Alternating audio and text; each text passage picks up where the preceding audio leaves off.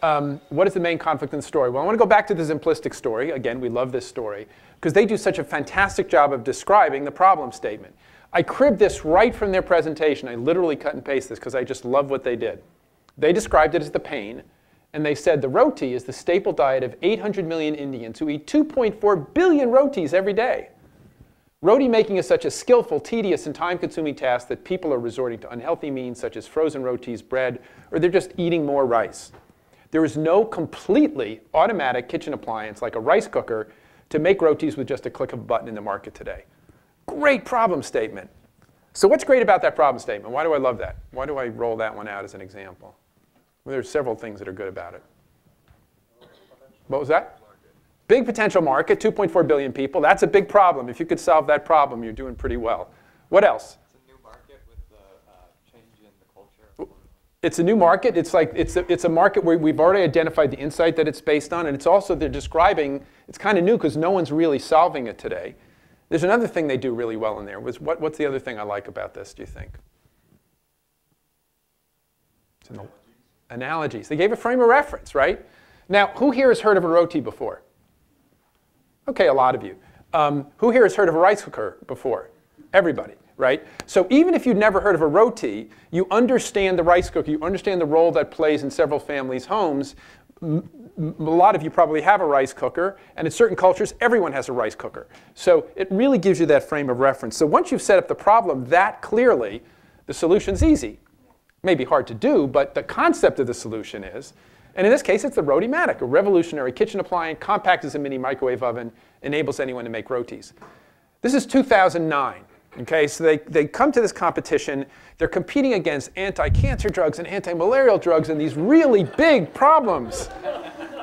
And they came in third place in the global competition because they had such a great narrative and they really helped people understand. They were solving what was an important problem for people.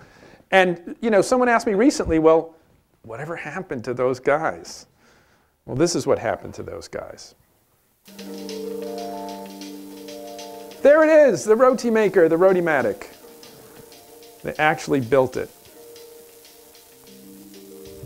And I show you this in part to say this is now 2013. They're just now putting this on the market.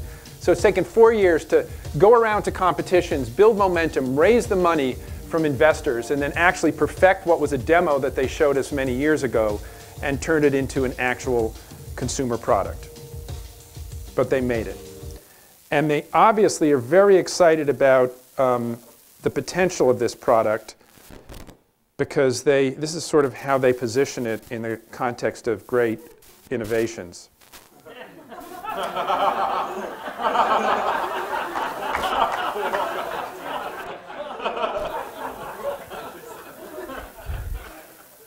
I'll tell you what's awesome about this, other than that's just awesome, right? The inventor of this is an Indian woman who's an engineer who experienced this herself, and she experienced this problem, and she went out and she just solved it. And for her, I really think she believes that's where it is in the continuum, right? All right. So clearly define the problem, right? Make sure during this discovery process you understand there's some conflict in your process where you figure out whether you're on track or off track, but part of that is discovering what the problem is. And this is a nice illustration from a project from NSF I-Corps where you'll see in the middle of it he talks about articulating the specific problem that he was going to attack. My name is Adam Tilton. I'm the entrepreneurial lead for Team 214, Feedback Particle Filter. I'm a PhD student in mechanical engineering at the University of Illinois. So we began thinking we were going to sell software and do consulting, but very early on we learned that we needed to pivot. We had to change directions. We had to do something new. And Adam said, Prashant, I know exactly what we want to do. We want to get into wearable tech. And I said, wearable what? Wearable technology are devices that you wear on the body, and they give you statistics about the things that you do. These activity recognition devices, for instance, like the Nike Fuel Band, the Jawbone Up, the Fitbit, what we discovered was that the hardware is already there, that the sensors are proliferated and available. Right? So currently these devices cannot recognize many activities. They can, for instance, do a number of steps. Some of them can do jogging, some of them swimming. There's no general solution. They're very specific solutions only. So what we found out is that we can use our technology to create a general solution for activity recognition in the wearable market. but we wanted to still meet a lot of people to try to understand the ecosystem better. Through our conversations with the teaching team, we stayed focused on the NSF path. At times, I really wanted to go and do technology, and they motivated me to stay on the path to customer discovery, to get out of the building and to go talk to people. So I went and interviewed people in the morning, and I put the statistics together for those interviews in the afternoon, and then I spent all night working on the prototype. And what we found out was that people would really like to be able to track all the different exercises they do, so how many bench presses, how many squats, how many bicep curls.